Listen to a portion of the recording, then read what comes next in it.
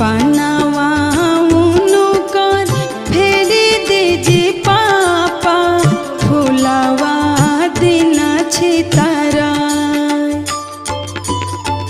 पनावा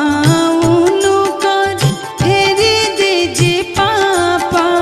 फुलावा दिन छितारा हमारा के ले पापा का से खिली जाइती साजन लवटी घरे जा